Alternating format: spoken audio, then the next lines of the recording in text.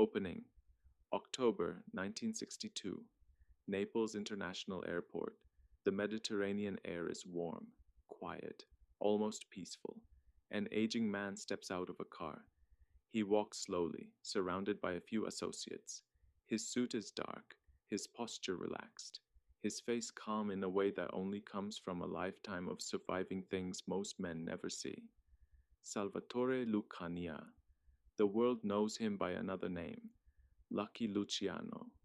For decades, he was one of the most powerful men in organized crime, a man who reshaped the American underworld, a man who replaced chaos with structure, violence with business.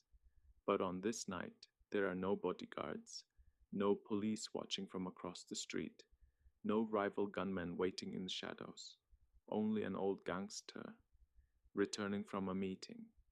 Luciano has spent the evening speaking with a film producer about a movie about his life.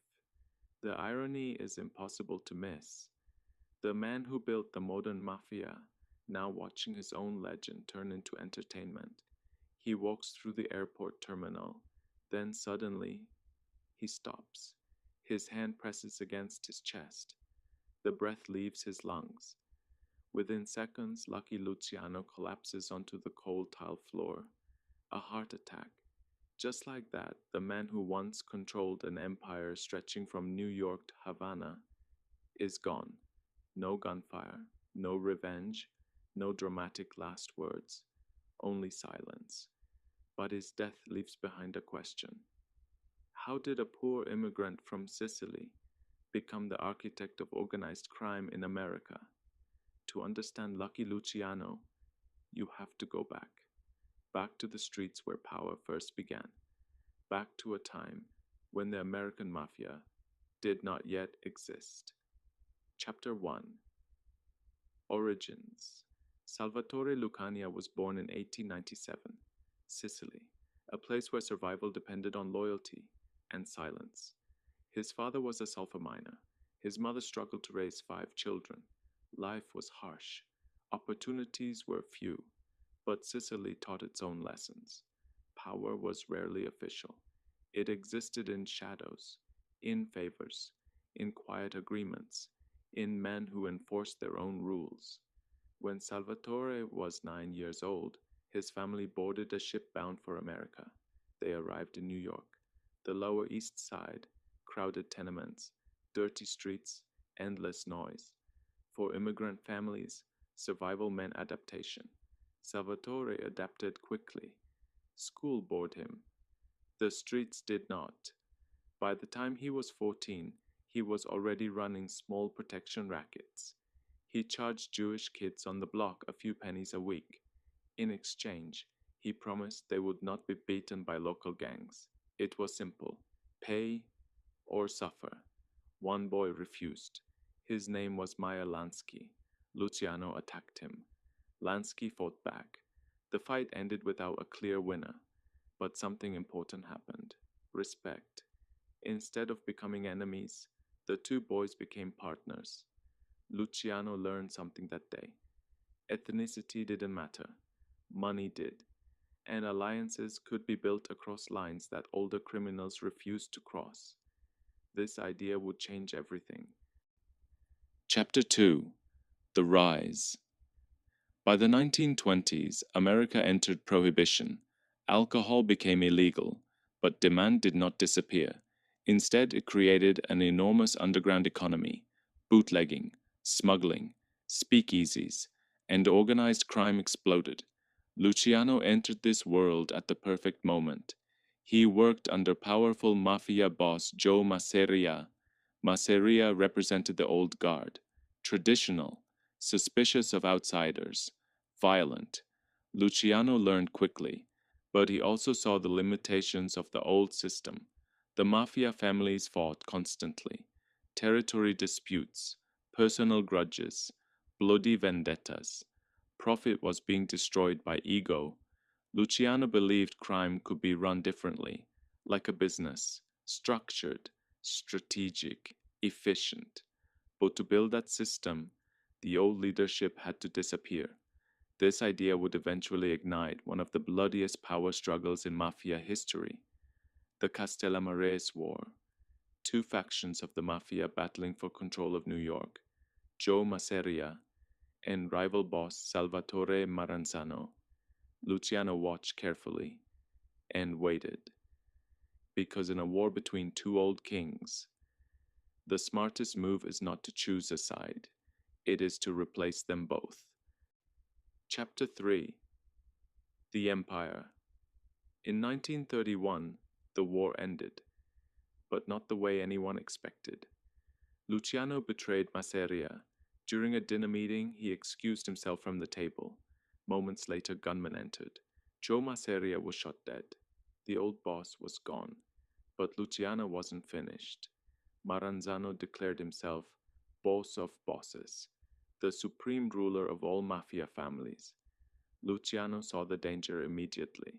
One dictator meant another war.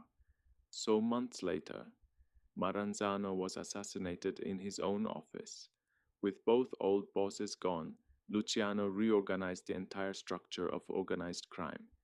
He abolished the title of boss of bosses. Instead, he created something new: the Commission, a council of crime families, decisions made collectively, disputes settled without constant bloodshed. It was revolutionary. Crime run like a corporation.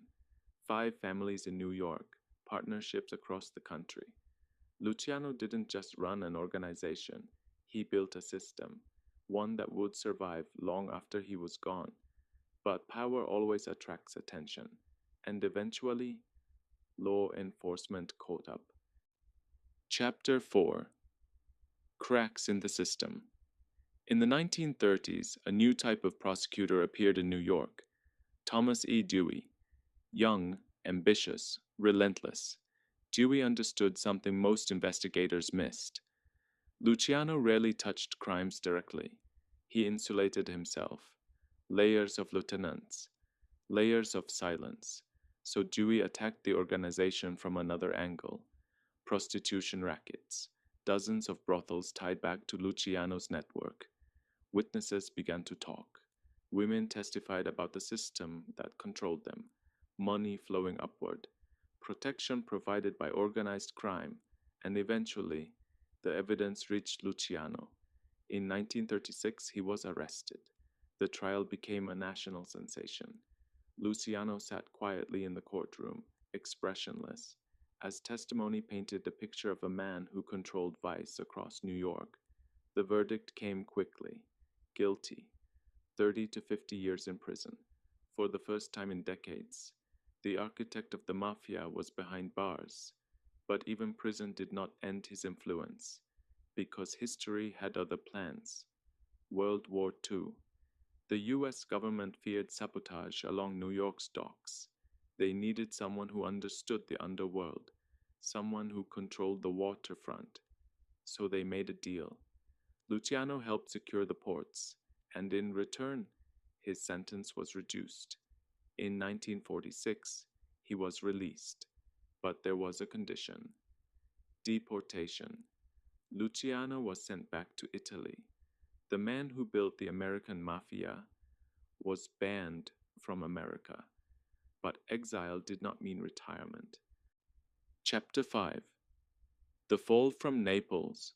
Luciano continued operating in the shadows, maintaining connections, advising allies, helping coordinate international narcotics networks. But the world was changing. Law enforcement became stronger. The American Mafia evolved beyond its original architects. Luciano was no longer at the center. He was becoming a relic, still respected, but no longer essential. By the early 1960s, he lived a quieter life, meeting visitors, talking about the past, sometimes speaking with journalists, occasionally considering telling his story.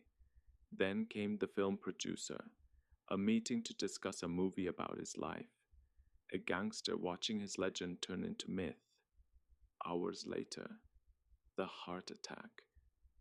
The empire he built continued, but the man himself was gone. Finale. Lucky Luciano never fired the most guns. He was not the most violent gangster. He was something more dangerous. He was an organizer, a strategist, a man who understood that power is strongest when it becomes invisible. He replaced chaos with structure, street gangs with a national syndicate, personal vendettas with corporate style crime, and in doing so, he reshaped the criminal world. The mafia that dominated America for decades was built on the blueprint Luciano designed. But his story raises a deeper question. Was he simply a criminal, or the product of the system around him? Immigrant poverty, prohibition, political corruption, economic desperation. These forces created opportunities for men like Luciano. He did not invent organized crime, but he perfected it. And when systems reward efficiency, even in the shadows, men like Lucky Luciano rise, not through violence alone, but through structure, through alliances, through understanding how power truly works. Luciano died quietly, but the machine he built continued long after, and the question still lingers. When crime becomes organized, when violence becomes business, who is truly responsible? The man at the top, or the world that allowed him to build it?